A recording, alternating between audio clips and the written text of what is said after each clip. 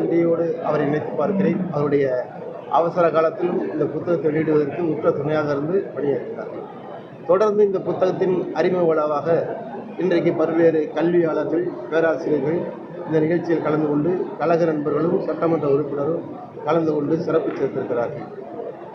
கடந்த முறை மேயராக இருக்கும்போது சரி, அதனைத் தொடர்ந்து வடக்கு தொகுதி சட்டமன்ற உறுப்பினராக இருக்கும்போது சரி, அங்கு ஆற்றிய பணிகள் குறித்து புத்தகமாக வெளியிட்டு அன்றைக்கு பல்வேறு அரசு அதிகாரிகள், நீதி அரசர்கள் அந்த புத்தகத்தை வெளியிட்டு எனக்கு பெருமை சேர்த்தார்கள். போராடி பெற்றிருக்கிறார். அவர் போராட்ட உணர்வு மிக்கவர்.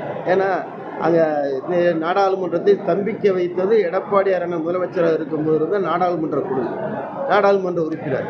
அப்படிப்பட்டவர் டெல்லிக்கு சென்றால் அங்கே இருக்கிற தலைவர்கள், ஏன்னா பிஜேபி கூட்டணி மறுக்கல, தேசிய கட்சியோடு கூட்டணியாக இருந்திருக்கோம். அதனால அருமை அண்ணன் அவர்கள் உரிய வகையிலே மிக விரைவில் முடிக்கும் என்பதற்காக சென்னைக்கு சென்றிருக்கலாம், டெல்லிக்கு சென்றிருக்கலாம். இதே டெல்லிக்கு சென்ற திமுக காலத்தில் எவ்வளவு அடிபணிந்திருந்தார்கள்.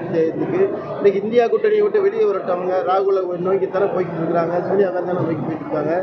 பட் எங்களுடைய எடப்பாடியார் எந்த போதும் ஒரு நாள் கூட யாருக்கும் இது போன்ற கொள்கை பிடிப்பை விட்டுக் கொடுத்தோம்னு, குறிப்பாக அதிமுக என்ற மாபெரும் இயக்கத்தை விட்டுக் கொடுக்க மாட்டவே மாட்டார் என்பதுதான் உண்மை.